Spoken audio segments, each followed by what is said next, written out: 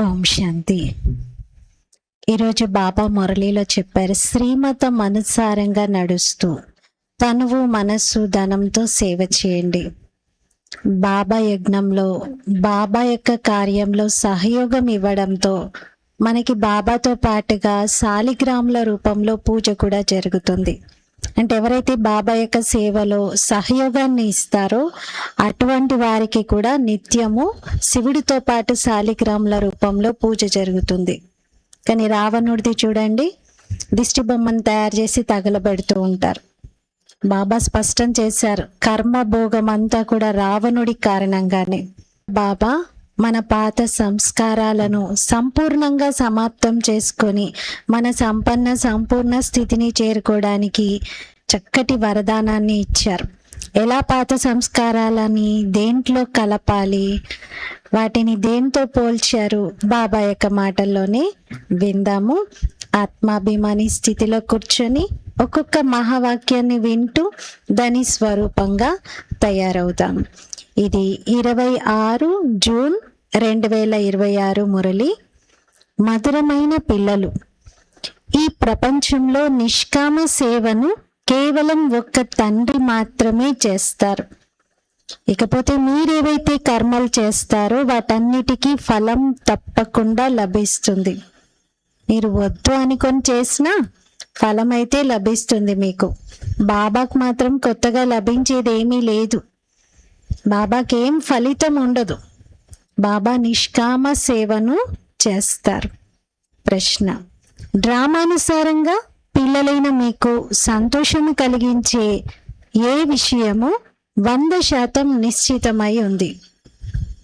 Drama plan అనుసారంగా ఒకటి ఖచ్చితంగా 100% జరిగేటువంటి ఒక సంతోషకరమైనటువంటి మనందరికీ చాలా సంతోషాన్ని తెప్పించే విషయం ఉంది. అదేమిటి అని అడుగుతున్నారు. జవాబు, డ్రామా అనుసారంగా నిశ్చితం అన్నది ఏమిటంటే కొత్త రాజధాని స్థాపన అయ్యేదే ఉంది. శ్రీమతాన్ని అనుసరించి మేము మా కోసం మా రాజధానిని స్థాపన చేసుకుంటున్నాము అని పిల్లలైన మీకు సంతోషం ఉంది. ఈ పాత ప్రపంచం యొక్క వినాశనం అయితే జరగాల్సిందే. పిల్లలైన మీరు ఎంతగా పురుషార్థం చేస్తారో అంతటి ఉన్నత పదవిని కూడా పొందుతారు. పురుషార్థంతో పదవి, పురుషార్థంతో ప్రాలబ్ధం. ఎంత పురుషార్థం ఉంటే అంత ఉన్నతమైన పదవి ప్రాలబ్ధాన్ని మనము పొందుతాం. ఖచ్చితంగా జరిగే విషయము 600 106 సరే జరిగేది ఏమిటి అంటే కొత్త రాజధాని యొక్క స్థాపన. దాన్ని ఎవ్వరూ అడ్డుకోలేరు, ఎవరు ఆపలేరు. కాబట్టి ఈ సంతోషకరమైన విషయము మీరు తెలుసుకొని ఇతరులకు కూడా తెలియచేయాలి అంటారు బాబా. పాట, మిమ్మల్ని పొంది మేము ప్రపంచాన్ని పొందాము, భూమి ఏంటి ఆకాశాన్ని కూడా పొందాము అని పాటలో ఉంది. ఓం శాంతి. పిల్లలు ఏమంటారో బాబా కూడా అదే అంటారు. పిల్లలు అంటారు, బాబా మిమ్మల్ని పొంది మేము స్వర్గానికి యజమానులుగా అవుతాము అని. బాబా కూడా అంటారు, పిల్లలు మన్మనాభవ, నా స్మృతిలోనే ఉన్నట్లయితే ఇక మీరు విశ్వాధిపతులుగా అవుతారు. విషయం ఒకటైనట్లు కదా. ఈ సత్సంగానికి వెళ్ళడం వలన బ్రహ్మ కుమారులకు ఏం లభిస్తుందని మనుషులందరూ అడుగుతారు. అప్పుడు బ్రహ్మ కుమారులు అంటారు, మేము బాబ్ దాదా ద్వారా విశ్వానికి యజమానిగా అవుతాము అని. విశ్వానికి యజమానులుగా ఇంకెవరూ అవ్వలేరు. విశ్వానికి యజమానులు ఈ లక్ష్మీనారాయణులే. శివబాబా అయితే విశ్వానికి యజమానిగా అవ్వలేరు. పిల్లలైన మీరు విశ్వాధిపతులుగా అవుతారు.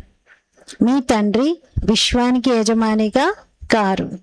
ఇటువంటి నిష్కామ సేవను చేసేవారు ఇంకెవరు ఉండరు. ప్రతి ఒక్కరికి తాము చేసినటువంటి సేవకు ఫలం తప్పకుండా లభిస్తుంది. భక్తి మార్గంలో లేదా ఇంకే రకంగానైనా ఎవరైనా ఏమైనా చేస్తే సోషల్ వర్కర్లకు కూడా సేవా ఫలం తప్పకుండా లభిస్తుంది. గవర్నమెంట్ నుండి జీతం లభిస్తుంది. బాబా అంటారు, నేను ఒక్కడిని మాత్రమే నిష్కామ సేవం చేస్తాను. అదేమిటంటే పిల్లలను విశ్వానికి యజమానులుగా చేస్తాను. కానీ నేను అలా అవ్వను. పిల్లలను సుఖవంతులుగా చేసి సుఖధామానికి యజమానులుగా చేసి 21 జన్మల కోసం సుఖాన్ని ఇచ్చి నేను నా నిర్వాణ ధామంలోకి అంటే వానప్రస్థ స్థితిలోకి వెళ్ళిపోతాను. వానప్రస్థము అని మూలవతనాన్ని అంటారు, పరంధామ స్థితిని అంటారు. మనుషులు వానప్రస్థం తీసుకుంటారు, పిల్లలకు అంతా ఇచ్చేసి సత్సంగాలు మొదలైన వాటికి వెళ్తారు. ముక్తికి మార్గాన్ని తెలియజేస్తారని గురువులను ఆశ్రయిస్తారు. పిల్లలైన మీరు ఇప్పుడు తెలుసుకున్నారు, ముక్తి జీవన్ముక్తుల మార్గాన్ని మనుష్య మాత్రులు ఎవ్వరూ కూడా ఎప్పటికీ ఎవరికి తెలియచేయలేరు. వారు ఎవరికి సద్గతిని ఇవ్వలేరు, తమకు తాము కూడా సద్గతిని ఇచ్చుకోలేరు.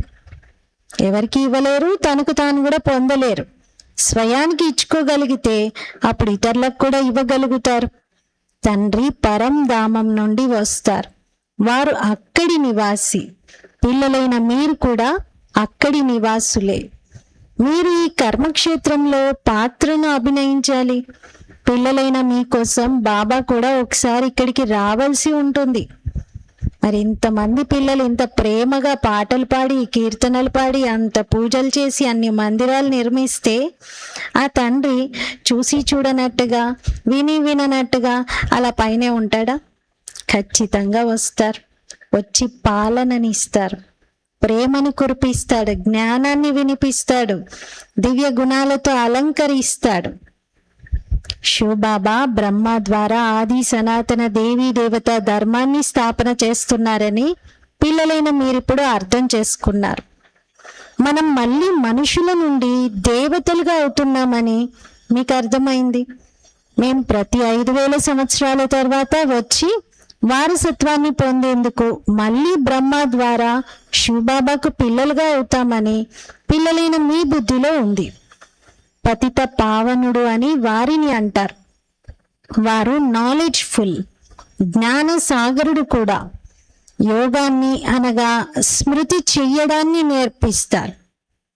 తండ్రినైన నన్ను ఇలా జ్ఞాపకం చేయండి, నాతో ఇలా మాట్లాడండి, నన్ను టీచర్ రూపంలో ఇలా జ్ఞాపకం చేయండి అని సర్వ సంబంధాల ప్రేమను కురిపిస్తూ బాబా మనకి నేర్పిస్తున్నారు. కానీ నిరాకారుడు ఎలా అర్థం చేయించగలుగుతారు? ఒకసారి ఆలోచించండి. నిరాకారుడికి కూడా ఒక సాకార శరీరం యొక్క ఆధారం కావాలి కదా, లేకపోతే ఎలా అర్థం చేయిస్తారు? అందుకే బ్రహ్మ ద్వారా మనుషుల నుండి దేవతలుగా తయారు చేస్తాను అంటే దేవీ దేవత ధర్మాన్ని స్థాపన చేయిస్తానని అంటారు. ఇప్పుడు ఆ ధర్మం లేదు, మళ్ళీ స్థాపన చెయ్యవలసి ఉంటుంది. ఇప్పుడు మళ్ళీ ఆది సనాతన దేవీ దేవత ధర్మాన్ని స్థాపన చేసి మిగిలిన వారందరినీ ముక్తిధామానికి తీసుకెళ్తాను. భారత్ ప్రాచీన ఖండము, అందుకే వాస్తవానికి భారత్ యొక్క జనాభా సంఖ్య అందరికన్నా ఎక్కువ ఉండాలి. ఇటువంటి విషయాలు ఇంకెవరి బుద్ధిలోకి రావు. ఆది సనాతన దేవీ దేవత ధర్మము అన్నిటికంటే పెద్దగా ఉండాలి. 5000 సంవత్సరాల నుండి వారి వృద్ధి జరుగుతూనే వస్తుంది. మిగిలిన వారైతే 2500 సంవత్సరాల తర్వాత వస్తారు. ఆ లెక్కన ఇస్లాంల జనాభా తక్కువ ఉండాలి. మళ్ళీ కొంత సమయం తర్వాత బౌద్ధ ధర్మం వారు వస్తారు. కావున ఇరువురి సంఖ్యలో కొద్దిగా తేడా ఉండాలి, బౌద్ధులకు ఇస్లామియన్స్కి. తర్వాత మళ్ళీ కొద్ది సంవత్సరాలకి క్రిస్టియన్లు వస్తారు. మరి వాళ్ళదైతే ఇంకా తక్కువ ఉండాలి. కానీ చూస్తే ఇప్పుడు మొత్తం ప్రపంచంలో క్రిస్టియన్స్ యొక్క సంఖ్య చాలా ఎక్కువగా ఉంది. ఇది కూడా ఒక లెక్క కదా. నెమ్మదిగా తమో ప్రధానంగా అవుతూ ఉంటారు. ముందు ఎవరైనా సతో ప్రధానంగా ఉంటారు, తర్వాత తమో ప్రధానంగా అవుతారు. ఎవరైతే అనన్యులైనటువంటి తెలివైన పిల్లలు ఉన్నారో వారు వీటి గురించి మంచిగా ఆలోచిస్తూ ఉంటారు. చైనీయుల జనాభా సంఖ్య అందరికన్నా ఎక్కువగా ఉందని ఈ రోజుల్లో రాస్తూ ఉన్నారు. కానీ వారికి సృష్టి చక్రం యొక్క జ్ఞానం అయితే లేదు. ఈ రహస్యాలన్నీ పిల్లలైన మీ బుద్ధిలో ఉన్నాయి. ఎవరైతే చదువుకున్న వారు ఉంటారో వారికి ఈ విషయాలను వివరంగా అర్థం చేయిస్తే బాగుంటుంది. దేవీ దేవతా ధర్మం వారు వచ్చి 5000 సంవత్సరాలు అయింది కాబట్టి ఈ సమయంలో వారి సంఖ్య చాలా ఎక్కువగా ఉండాలి. కానీ దేవీ దేవతా ధర్మం వారు తర్వాత వేరు వేరు ధర్మాల్లోకి కన్వర్ట్ అయిపోయారు. మొట్టమొదట చాలా మంది ముసల్మానులుగా అయ్యారు. తర్వాత బౌద్ధ మతస్థులుగా కూడా చాలా మంది అయ్యారు. ఇక్కడ కూడా బౌద్ధులు చాలా మంది ఉన్నారు. క్రిస్టియన్లు అయితే ఇంకా లెక్కలేనంత మంది ఉన్నారు. కానీ దేవీ దేవతా ధర్మం యొక్క పేరు కూడా లేదు. ఒకవేళ మేం బ్రాహ్మణ ధర్మం వారిమని చెప్పినా కూడా హిందువుల లైన్లోనే కలిపేస్తారు. ఇప్పుడు మీకు తెలుసు, బ్రాహ్మణులైన మన ద్వారా శ్రీమతం అనుసారంగా ఆది సనాతన దేవీ దేవతా ధర్మం యొక్క స్థాపన జరుగుతుంది. ఈ వివేకం కూడా ఉండాలి. ధర్మాలు గాయనమైతే చేయబడతాయి కదా. ఇక్కడి మనుషులు స్వయాన్ని హిందువుల లైన్లో వేసుకుంటారు.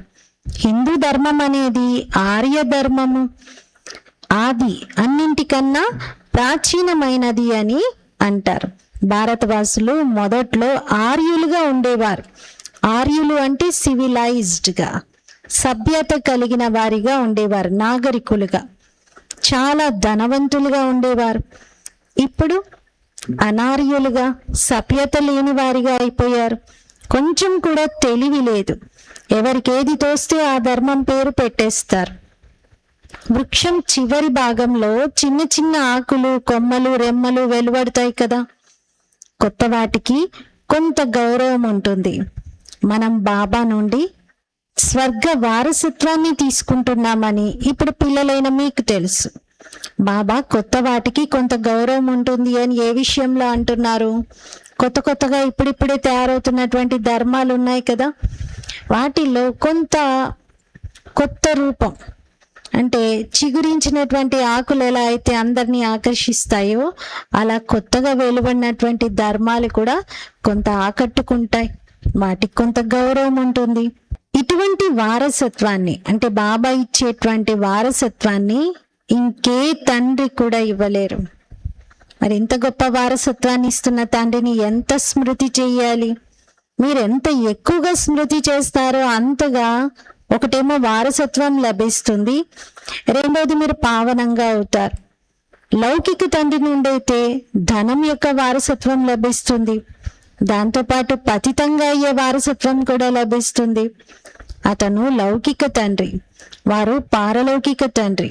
శివబాబానేమో పారలౌకిక తండ్రి, మన శరీరానికి జన్మనిచ్చిన వారేమో లౌకిక తండ్రి. ఇద్దరి మధ్యలో అలౌకిక తండ్రి కూడా ఉన్నారు. మొత్తం మానవ జాతికి ప్రజాపితగా ఉన్నటువంటి బ్రహ్మ వారు అలౌకిక తండ్రి. మధ్యలో ఉన్న వీరిని ఇరువైపులతో జోడించడం జరుగుతుంది. శివబాబాకైతే ఎటువంటి కష్టము ఉండదు, కానీ వీరు ఎన్ని నిందలు పడవలసి వస్తుంది. బ్రహ్మబాబా శివబాబాతో అనేవారంట, దారిలో వెళ్తూ బ్రాహ్మణుడు చిక్కుకుపోయాడు అని అంటారు కదా, అలా ఉంది నా పరిస్థితి. చక్కగా అందరి చేత గౌరవాన్ని పొందుతున్నటువంటి స్థితిలో శివబాబా ప్రవేశించిన తర్వాత అప్పటి వరకు సమాజం ఎంతో గౌరవించి ఎంతో ఉన్నత స్థితిలో వారిని చూసేది, ఇక అంతే ఒక్కసారిగా నిందలు కురిపించడం మొదలుపెట్టింది. శివబాబా ప్రవేశించాక నేను ఈ శివబాబాకు చిక్కుకుపోయాను, ఇంకా వారికి చిక్కాను కదా, దాంతో నాకు అన్ని సమస్యలే, అన్ని నిందలే, అన్ని రకాలుగా విఘ్నాలు ఎదురయ్యాయి అంటారు. సరదాగా మాట్లాడతారు ఆ విధంగా. వాస్తవానికి శ్రీకృష్ణుని ఎవరు నిందించరు. మధ్యలో చిక్కుకున్నది వీరు. దారిలో వెళ్తూ బ్రాహ్మణుడు చిక్కుకున్నాడని అంటారు కదా, నిందలు పడేందుకు వీరు చిక్కుకున్నారు. అలౌకిక తండ్రి సహించుకోవాల్సి వస్తుంది. శివబాబా వీరిలో ప్రవేశించి పతితులను పావనంగా చేస్తారని అసలు ఎవరికి తెలియదు. చేసేదంతా ఈయనే అనుకుంటున్నారు. చెప్పేదంతా జ్ఞానం శివబాబా ప్రవేశించి మాట్లాడేవన్నీ బాబా మాట్లాడి వెళ్ళిపోతారు. పిల్లల చేత డైరెక్షన్స్ కూడా ఇస్తూ చేయిస్తారు. కానీ కనిపించేదెవరు? బ్రహ్మ బాబానే. కాబట్టి బ్రహ్మనే నిందలు పడవలసి వస్తుంది. పవిత్రంగా అయ్యే విషయంలోనే దెబ్బలు తింటారు. తండ్రి అంటారు, నేను అందరినీ తిరిగి తీసుకొని వెళ్లేందుకే వచ్చాను. మృత్యువు ఎదురుగా నిలబడి ఉందని మీకు తెలుసు. వినాశనం అయితే తప్పకుండా జరగాలి. వినాశనం జరగకుండా సుఖశాంతులు ఎలా స్థాపన అవుతాయి? యుద్ధం ప్రారంభమైనప్పుడు ఆ యుద్ధం ఆగిపోవాలని మనుషులు యజ్ఞాలు మొదలైనవి రచిస్తారు. వినాశనం అయితే తప్పకుండా జరుగుతుందని బ్రాహ్మణ కులభూషణులైన మీకు తెలుసు. లేదంటే స్వర్గ ద్వారాలు ఎలా తెరుచుకుంటాయి? వినాశన జ్వాలలు శృతిమించిపోయిన తర్వాతనే స్వర్గం యొక్క ద్వారాలు తెరుచుకుంటాయి. అంటే ఇది వినాశనం అవుతేనే స్వర్గం యొక్క ద్వారం తెరుచుకుంటుంది. ఇది కూడా కళ్యాణం కొరకే, మంచి కోసమే. స్వర్గంలోకైతే అందరూ రారు. ఎవరైతే పురుషార్థం చేస్తారో వారే వస్తారు. మిగిలిన వారు ముక్తిధామానికి వెళ్తారు. ఈ విషయాలు ఎవరికీ తెలియని కారణంగా ఎంత భయపడుతూ ఉంటారు. శాంతి కోసం ఎన్ని ఎదురు దెబ్బలు తింటూ ఉంటారు. కాన్ఫరెన్సులు చేస్తూ ఉంటారు. సుఖధామము, శాంతిధామం యొక్క స్థాపన ఎలా జరుగుతుంది అనేది కేవలం బ్రాహ్మణులైన మీకు మాత్రమే తెలుసు. వినాశనం జరగకుండా స్థాపన జరగదు. మీరిప్పుడు త్రికాలదర్శులుగా అయ్యారు. జ్ఞానం యొక్క 3వ నేత్రం మీకు లభించింది. ఎవరూ కొట్లాడుకోకుండా ఉండేలా శాంతి ఎలా ఏర్పడుతుందని వారు అడుగుతూ ఉంటారు. అంటే పరస్పరంలో ఎవరు పోట్లాడుకోవద్దు, యుద్ధాలు చేసుకోకూడదు, గొడవలు పెట్టుకోకూడదు. అలా శాంతి ఏర్పడడానికి ఏం చేయాలని వారు అడుగుతూ ఉంటారు. ఐక్యత ఉండాలి అని అందరూ అంటారు. భారతదేశం యొక్క విశేషతలో కూడా ఏం చెప్తారు? యూనిటీ ఇన్ డైవర్సిటీ అంటారు. అంటే విభిన్న సంస్కృతులు, సభ్యతలు, ఆచారాలు, పద్ధతులు, భాషలు, వేర్వేరు రాష్ట్రాలు కలిగి ఉన్నా కూడా అందరూ ఒకటిగా నిలబడతారు అని. మరి ఐక్యతను అందరూ ఇష్టపడతారు కదా, ఐక్యత ఉండాలి అంటారు. మరి అలాంటి ఐక్యత కోసం బాబా ఒక సలహా ఇస్తూ ఉన్నారు. ఒకవేళ మీరు యూనిటీ కావాలి అనుకుంటే, ఒక్క తండ్రి పిల్లలం, మేమంతా పరస్పరం ఒకే తండ్రి యొక్క పిల్లలము, పరస్పరంలో మేము సోదరులుగా ఉన్నాము అని ఈ ఒక్క విషయాన్ని అర్థం చేసుకోవాలి. ఈ ఒక్క శ్రీమతాన్ని పాటించాలి. తండ్రి ఇస్తున్నటువంటి ఈ మతాన్ని తీసుకున్నట్లయితే ఐక్యత ఏర్పడుతుంది. ఒక్క తండ్రి పిల్లలము అన్నప్పుడు పరస్పరంలో కొట్లాడుకోకూడదు కదా. సత్యయుగంలో అలానే ఉండేది. అక్కడ పరస్పరంలో ఎవ్వరూ కొట్లాడుకోరు. కానీ అది సత్యయుగం యొక్క విషయం. ఇక్కడున్నది కలియుగం కదా. సత్యయుగంలో తప్పకుండా దేవతలు ఉండేవారు. ఇక్కడ మిగిలిన ఆత్మలందరూ ఎక్కడ ఉండేవారో తెలియదు. కేవలం సత్యయుగంలో మాత్రమే ఏకరాజ్యం ఉండేదని ఇప్పుడు మీకు తెలుసు. అక్కడ సుఖశాంతులు మొదలైనవన్నీ ఉండేవి. ఈ విషయాలన్నీ నంబర్ వారీ పురుషార్థం అనుసారంగా మీ బుద్ధిలో ఉన్నాయి. తప్పకుండా మనము సత్యయుగంలో రాజ్యం చేసేవారిమని, చాలా సుఖం ఉండేదని, అద్వైత ధర్మం ఉండేదని అర్థం చేసుకుంటున్నారు. ఈ జ్ఞానము ఎవరికీ లేదు. ఈ సమయంలో మీరు నాలెడ్జ్ఫుల్గా అవుతారు. సాంగత్యపు రంగు ప్రభావం ఇది. శివబాబా మురళిని రోజు వింటూ వింటూ వింటూ అందరూ మాస్టర్ నాలెడ్జ్ఫుల్గా అయిపోతారు. బాబా అన్నారు, తండ్రి యొక్క సాంగత్యపు రంగు ప్రభావం పడుతుంది కదా, జ్ఞానం రంగే ఫస్ట్ ఎక్కుతుంది మనకి. అందుకే అందరూ నాలెడ్జ్ఫుల్ అయిపోయారు. తండ్రి మిమ్మల్ని తమ సమానంగా తయారు చేస్తారు. తండ్రి మహిమ ఏదైతే ఉందో మీరు కూడా అలాగే తయారవ్వాలి. కేవలం దివ్య దృష్టి యొక్క తాళం చెవి మాత్రం బాబా తన వద్ద ఉంచుకుంటారు. బాబా అంటారు, భక్తి మార్గంలో నేను చాలా పని చేయాల్సి ఉంటుంది. ఎవరెవరు ఎవరిని పూజిస్తారో నేను వారి మనోకోరికలను పూర్తి చేస్తాను. ఇక్కడ కూడా దివ్య దృష్టి పాత్ర నడుస్తుంది. అర్జునుడికి వినాశన సాక్షాత్కారం కూడా కలిగిందని అంటారు కదా. వినాశనం కూడా తప్పకుండా జరగనున్నది. విష్ణుపురి కూడా తప్పకుండా స్థాపన అవ్వనున్నది. తండ్రి కల్ప క్రితం ఎలాగైతే అర్థం చేయించారో అలాగే కూర్చొని అర్థం చేయిస్తారు. బాబా మనల్ని మనుషుల నుండి దేవతలుగా తయారు చేస్తారు. దేవతలుగా అయినప్పుడు ఆసురీ సృష్టి యొక్క వినాశనం తప్పకుండా జరుగుతుంది. నలువైపులా హాహాకారాలు జరగనున్నాయి. ప్రకృతి వైపరీత్యాలు సంభవించనున్నాయని, కుండపోత వర్షాలు కురవనున్నాయని బుద్ధి అర్థం చేసుకోగలుగుతుంది. ప్రకృతి వైపరీత్యాల్లో అన్నీ సంభవిస్తాయి. భూకంపాలు రావచ్చు, అగ్నిపర్వతాలు బద్దలవ్వచ్చు, సునామీలు ఏర్పడవచ్చు, కుంభపోత వర్షం కురవవచ్చు, వర్షాలు పడక కరువు కాటకాలు ఏర్పడవచ్చు, ఏదైనా జరగవచ్చు. ఇవన్నీ జరుగుతాయని బుద్ధి అర్థం చేసుకుంటుంది కదా. ఇదంతా వినాశనం అయినప్పుడే సత్యయుగ స్థాపన జరుగుతుంది. భూమికి 5 తత్వాల ఎరువు కూడా లభిస్తుంది. ఈ భూమికి ఎంత ఎరువు లభిస్తుందో చూడండి. బాబా అంటారు, ఈ రుద్రజ్ఞాన యజ్ఞంలో ఇదంతా స్వాహ అయిపోతుంది. భక్తి మార్గంలో రుద్రయజ్ఞాలని ఎలా రచిస్తారో చూడండి. బాబా అంటారు, అంతిమంలో అందరి డెడ్ బాడీస్ మొత్తం భూమికి చాలా మంచి న్యూట్రిషియస్ ఎరువు లాంటి పనిచేస్తాయి. ఎన్ని లక్షల కోట్ల మంది ఒకేసారి మరణిస్తూ ఉంటారు కదా, అదంతా భూమిలోకి వెళ్ళి ఎరువులాగా తయారవుతుంది అన్నారు. భక్తి మార్గంలో రుద్రయజ్ఞాలను ఎలా రచిస్తారో చూడండి. శివబాబా లింగాన్ని మరియు అనేక చిన్న చిన్న శాలిగ్రాములను ఎన్నో తయారు చేసి పూజించి వాటిని సమాప్తం చేసేస్తారు. అలా రోజు తయారు చేస్తారు. పూజించిన తర్వాత సమాప్తము చేసేస్తారు. శివబాబాతో పాటు ఎవరైతే సేవ చేశారో వారికి కూడా ఈ విధంగా చేస్తారు. రావణుడి విషయంలో చూడండి, ప్రతి సంవత్సరము దిష్టి బొమ్మను తయారు చేసి దానిని కాలుస్తారు. శత్రు దిష్టి బొమ్మనైతే 1-2 సార్లు తయారు చేసి కాలుస్తారు. అంతేకాని ప్రతి సంవత్సరం కాల్చే నియమం పెట్టుకోరు కదా. మరి రావణుడు ఎంత బద్ధ శత్రువు అయితే ఇలా ప్రతి సంవత్సరం నియమంగా పెట్టుకొని కాలుస్తూ ఉన్నారు. అది ఒక్కరిద్దరికి శత్రువు కాదు. దీని అర్థాన్ని ఎవరూ అర్థం చేసుకోరు.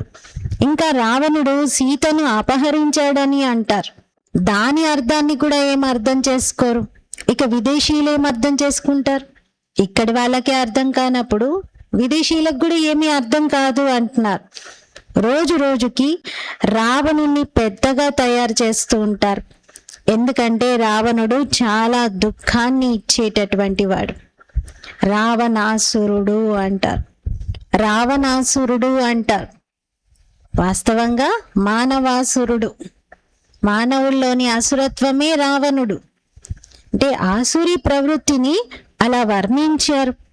ఇప్పుడు మీరు దానిపైన విజయాన్ని పొందాలి. సత్యయుగంలో రావణుడు ఉండనే ఉండడు. ఈ కర్మభోగము, అనారోగ్యము మొదలైనవన్నీ కూడా రావణుడి కారణంగానే కలుగుతాయి. రావణుడు ప్రవేశించిన కారణంగా మనుషులు ఏ కర్మలు చేసినా అవి వికర్మలుగా అయిపోతాయి. ఈ సుఖ దుఃఖాల ఆట తయారు చేయబడి ఉంది. ఈ చరిత్ర భౌగోళికాల గురించి ఎవరికీ తెలియదు. లక్ష్మీనారాయణలకు ఈ రాజ్యం ఎలా లభించింది అనేది కూడా ఎవరికీ తెలియదు. ఈ లక్ష్మీనారాయణలు సత్యయుగంలో రాజ్యం చేసేవారని చిన్న చిన్న పిల్లలైన మీరు అర్థం చేయిస్తారు. వారు సంగమ యుగంలో ఈ రాజయోగాన్ని నేర్చుకొని ఈ పదవిని పొందారు. బిర్లా వద్దకు కూడా చిన్న చిన్న కుమార్తెలు వెళ్ళి లక్ష్మీనారాయణలు ఈ రాజ్యాన్ని ఎలా పొందారు అనేది అర్థం చేయించాలి. ఇప్పుడు ఇది కలియుగము. దీనిని సత్యయుగం అని మాత్రం అనరు. రాజ్యం అయితే ఇప్పుడు ఎవరికీ లేదు. రాజుల కిరీటాలనే తొలగించేశారు. ఇప్పుడు ఎవరు తలపైన కిరీటమే పెట్టుకోరు.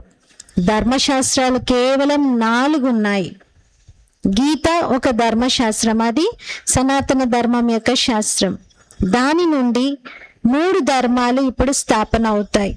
సత్యయుగంలో కాదు. లక్ష్మీనారాయణలు లేక రాముడు ధర్మస్థాపన చేశారని కాదు, ధర్మస్థాపన ఇప్పుడే జరుగుతుంది.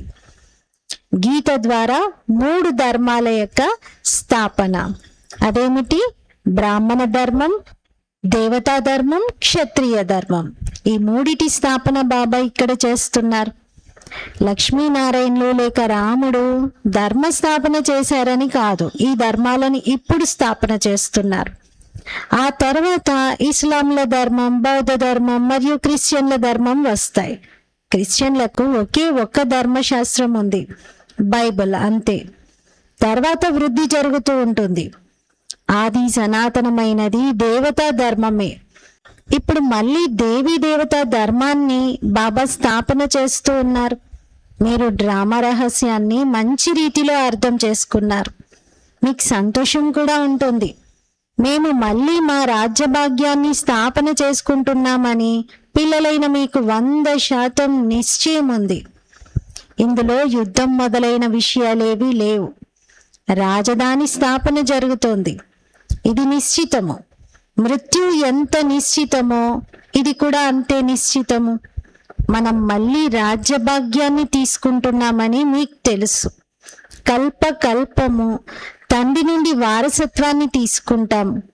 ఎంత పురుషార్థం చేస్తారో అంత ఉన్నత పదవిని పొందుతారు. అచ్చా, मीठे मीठे सिकीलती बच्चों प्रति माता पिता बाप दादा का याद प्यार और गुड मॉर्निंग. रूहानी बाप की रूहानी बच्चों को नमस्ते.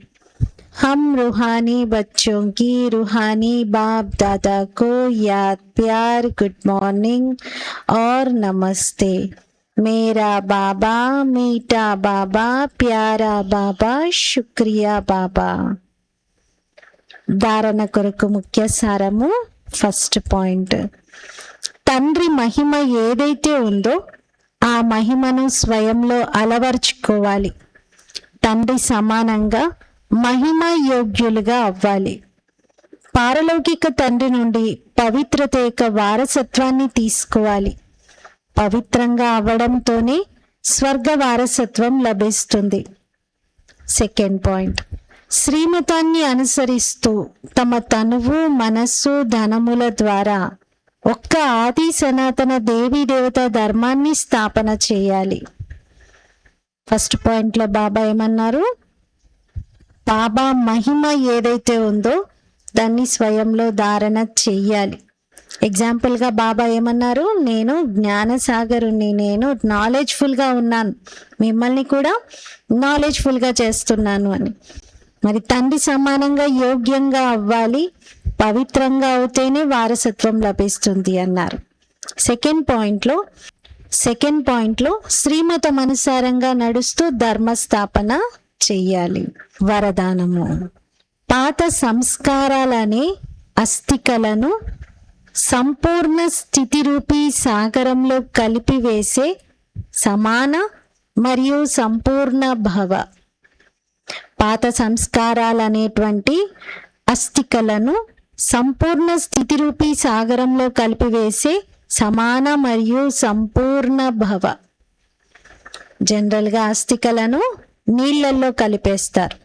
ఎక్కడైనా పుణ్య నదులలో వాటిని కలుపుతారు.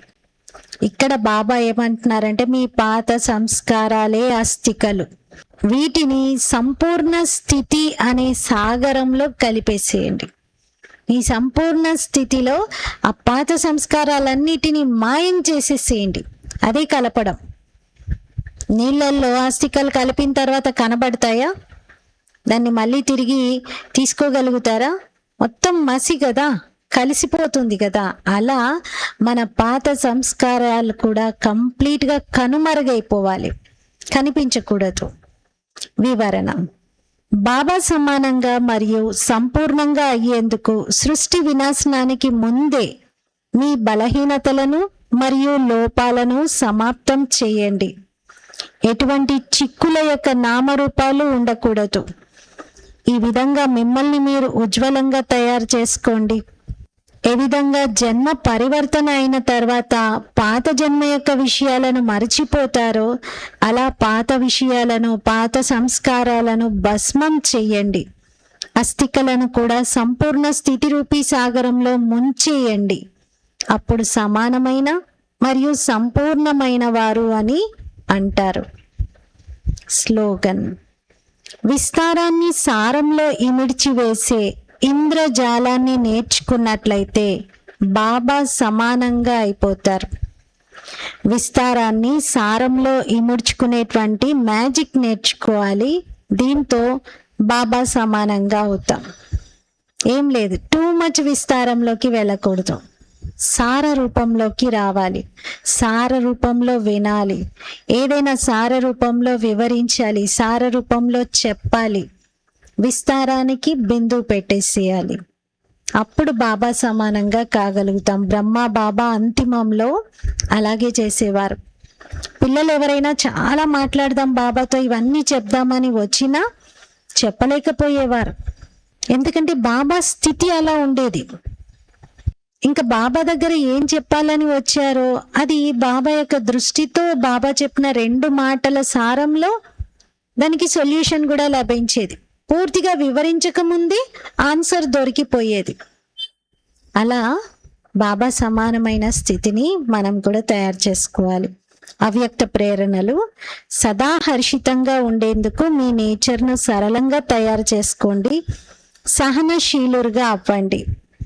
సహనశీలత కలవారు బాహ్య వైబ్రేషన్లకే కాకుండా మనసులో ఉత్పన్నమయ్యే సంకల్పాలను చూసి కూడా గాబరా పడరు.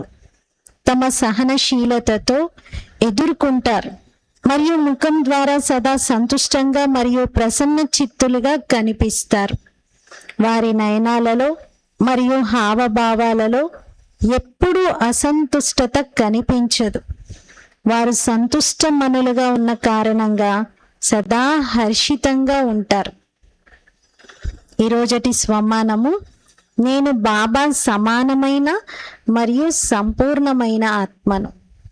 నేను తండ్రి సమాన సంపూర్ణ ఆత్మను.